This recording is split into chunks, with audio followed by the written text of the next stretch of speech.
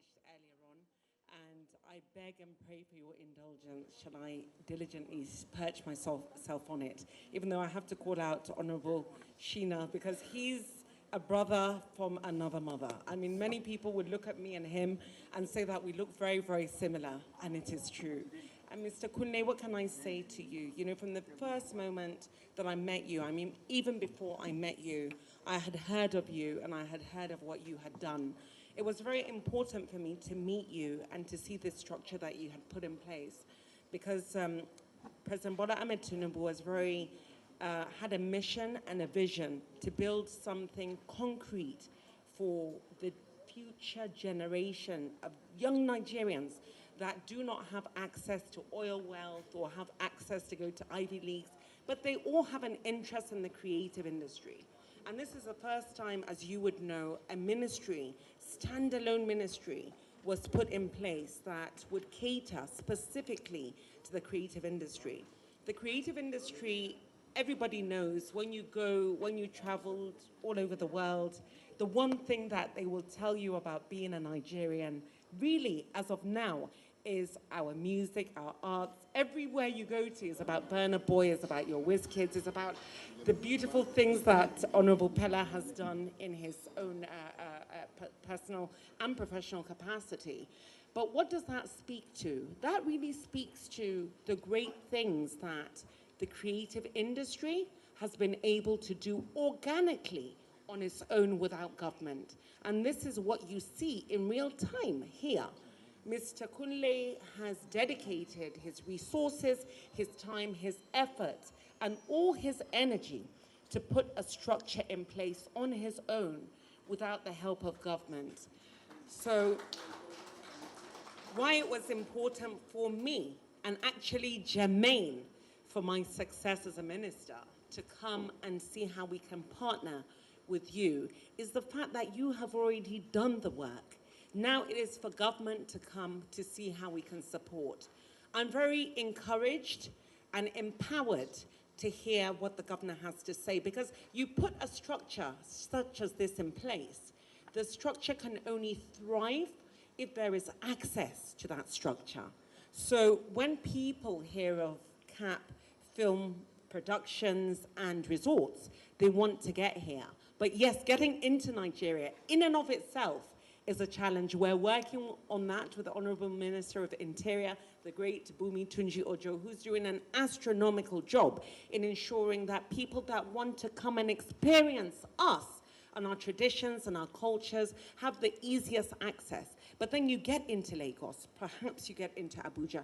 How do you get into CAP Film Studio? So we want to make it easy. So when we talk about building an infrastructure for a tourism hub such as this, not only a creative hub, a tourism hub, the accessibility has to be there. So if you have the infrastructure of the access, the road, the way people can come in, and power, this makes it very easy for you to grow and expand this edifice in the very visionary way that you want to do it. You know, I often say to people wherever I go that, honestly, one of my greatest pleasures in life is to have been born a Nigerian. I am so proud to be a Nigerian. What makes me so proud to be a Nigerian is because of our expression, is our content. We are a beautiful kaleidoscope of 240 or so different tribes that really are very diverse, but represent one great nation. And I don't often say this in public, but one of the things that make us great as a nation, I'm sorry, is the Yoruba, is the Southwest. It's really, it's the truth. That is one of the greatest things. And to think that Oyo State is the bastion of the Yoruba, is the bastion of the heritage of the Southwest, is something that we, as a federal government, and myself, as a member of this great nation, have to put a lot of interest in.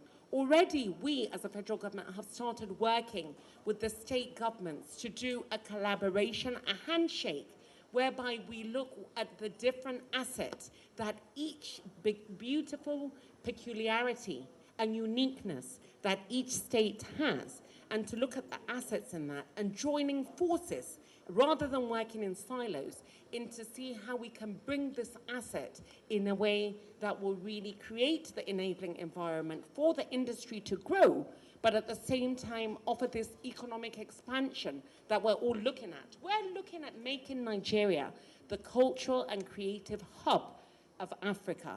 And I think you are going to do a lot. This edifice, this infrastructure is going to do a lot in helping me create that narrative of making Nigeria the creative hub.